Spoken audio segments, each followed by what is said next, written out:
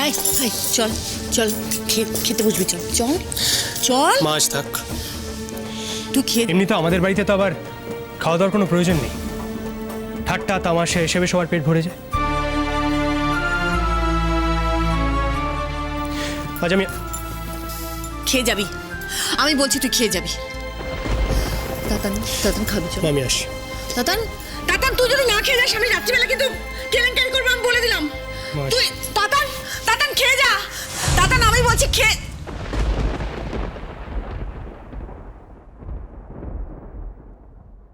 দেখেছো তো, দেখো দেখো দেখো দেখো, কোনো কথা না বলে কিভাবে বেরিয়ে গেল দেখো। মুড খুব খারাপ। তাহলে কি আর বড় মেয়েটাকে বিয়ে করতে রাজি হবে? আমার কিন্তু বাপু ছোট মেয়েটাকে খুব পছন্দ হয়েছে। হ্যাঁ, ওরকম একটা গাইয়ে বউ যদি বাড়িতে থাকে তাহলে আর কি চাই।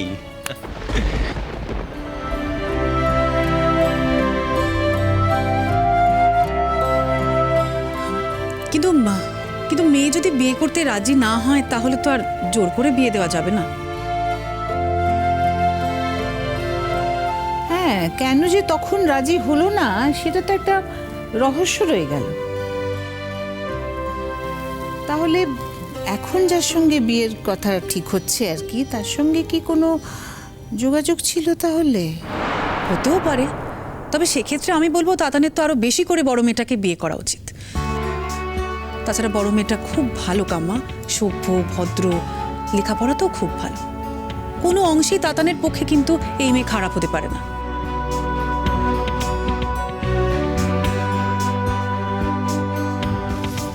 কি করি আমি বলতো? একটা কাজ করতে পারি, ও বাড়ি আসুক, একটু মাথাটা ঠান্ডা হোক, তারপর আমি ওকে বোঝাই। কি বলিস কাজরি তুই? সেই ভালো কাম্মা, তবে আমি তোমাকে একটা কথা বলছি, বড় মেয়েটি না তাতানকে কিন্তু খুব পছন্দ করে জানো। আর আমার তো মনে হয় কাম্মা, যে অপছন্দ করে তার চাইতে যে পছন্দ করে তার সঙ্গে বিয়েটা হওয়া উচিত।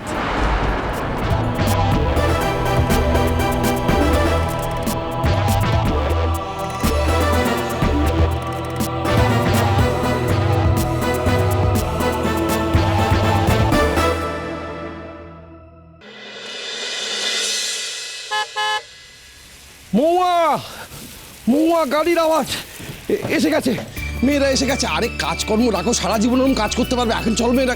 তোমার মেয়েরা যদি এত দূর অব্দি এসে থাকে তাহলে বাড়ি পর্যন্ত আসবে, আর বাড়িতে এলে কোথাও পালিয়ে যাবে না। কাল থেকে আজ পর্যন্ত গুরুজিকে কটা ফোন করেছো বলো দেখি তুমি? বেল বেল, আরে পুরোটা ডিটেলে শুনতে না পেলে মনটা ভালো থাকে, বাবার মন তো। আয় আয় আয় আয় আয় আয় আয় আয় তো।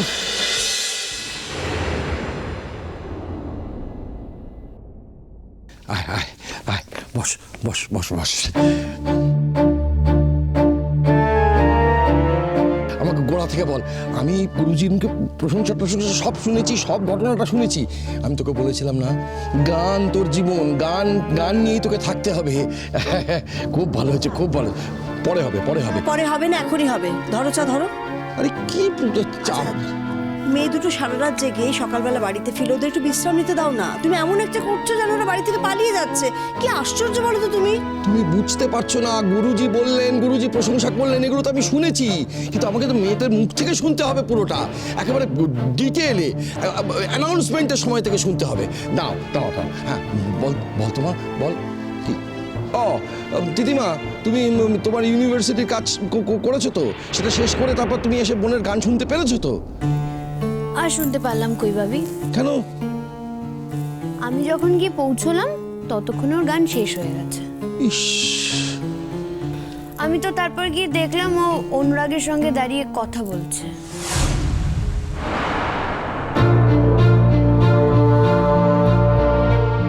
অনুরাগের সঙ্গে কথা বলছিল মানে? অনুরাগ ওখানে এসেছিল নাকি? আচ্ছা ঠিক আছে, কলকাতা শহরটা কারো ব্যক্তিগত সম্পত্তি নয়, একটা ওপেন সিটি। আর তাছাড়া যেখানে কনফারেন্স হচ্ছিল সেটাও কারো ব্যক্তিগত সম্পত্তি নয়, সুতরাং একজন দর্শক হিসেবে যেতেই পারে, এর মধ্যে আবার আছেটা কি? হ্যাঁ হ্যাঁ মা, অনুরাগ আর ওর বাড়ির অনেকে মিলেই এই অনুষ্ঠানটা শুনতে এসেছিল। অনুরাগ? মেঘলা, অনুরাগ তোমাকে কি বলছিল?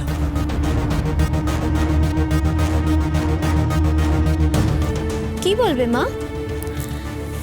একজন চেনা লোকের সঙ্গে যদি আরেকজন চেনা লোকের দেখা হয় তাহলে মুখ ঘুরিয়ে চলে যাবে নাকি?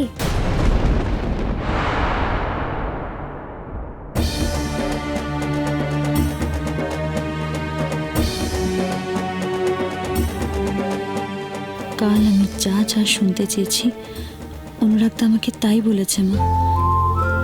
আমি বুঝেছি অনুরাগদা কি বলতে চেয়েছে, আর আমি এও জানি ও আমাকে যা বলতে চেয়েছে তাও তোমাদেরকেও বলবে। শুধু আসবার সময় দেখা হলো না, তাই মনটা খারাপ লাগছে। ও ব্যস্ত মানুষ, তাই ফোন করে আর বিরক্ত করলাম না। যখন ফাঁকা থাকবে নিশ্চয়ই নিজেই ফোন করবে আমায়। আচ্ছা মেঘলা মা, তুমি দিদি, অনুরাগের বাড়ির লোক যারা গান শুনতে এসেছিলেন তারা তোমাদের সাথে কথা বললেন তো? কথা বলবে না কেন? আমাকে তো ছাড়তেই চাইছিল না। তারপর যখন দেখলো যে আমাদের তারা রয়েছে আর তখন মহুয়া, আমি একটা ইম্পর্টেন্ট আলোচনা করছি তো, তুমি এরকম মাঝখানে ঢুকে এরকম অপ্রয়োজনীয় কথাবার্তা নিয়ে কথা বলছো কেন? তোমার কাছে এগুলো অপ্রয়োজনীয় হলে আমার কাছে অপ্রয়োজনীয় নয়। যাকে যাক, আমি আর কোনো কথা বলছি না। তোমার যা শোনার আছে তুমি শোনো। মানে এটা কি? এটা কি আমার একার ব্যাপার নাকি? এটা আমাদের সকলের ব্যাপার নয়? বাদ দাও, বল মা বল। মানে প্রথমে গুরুজি তোকে স্টেজে ডাকলেন, মানে কিভাবে তোকে ইন্ট্রোডিউস করলেন সেটা বল। ভাবি, প্রথমে তো ওরা গুরুজিকে স্টেজে ডাকলো, গুরুজি স্টেজে গেলেন, বক্তব্য রাখলেন, তারপর বললেন আমি আমার সঙ্গে আমার এক শিষ্যকে আজ নিয়ে এসেছি যার গলায় মিয়াকি মালহারের সিদ্ধি হয়েছে।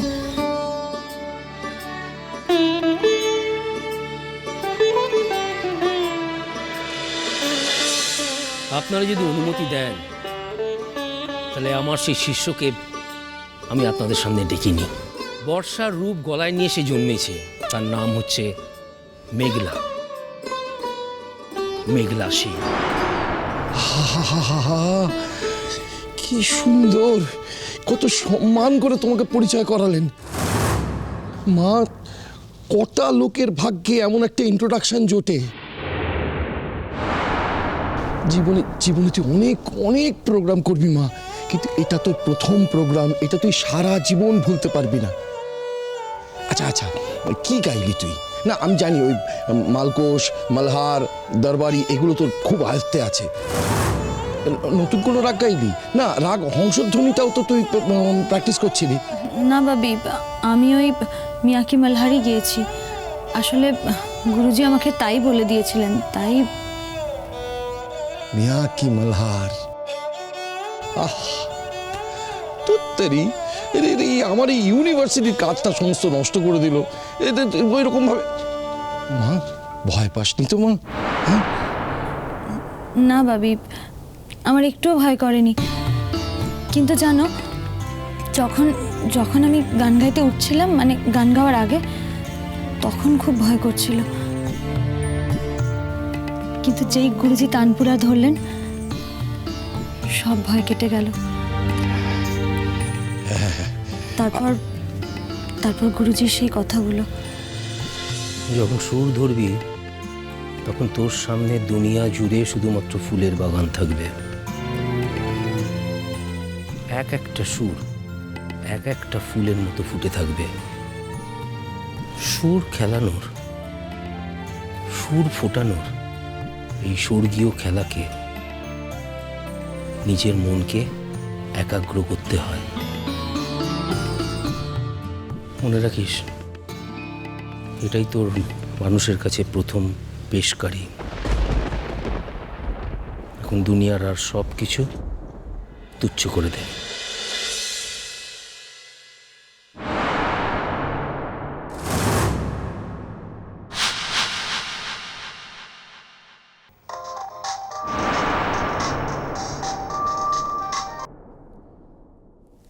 হ্যালো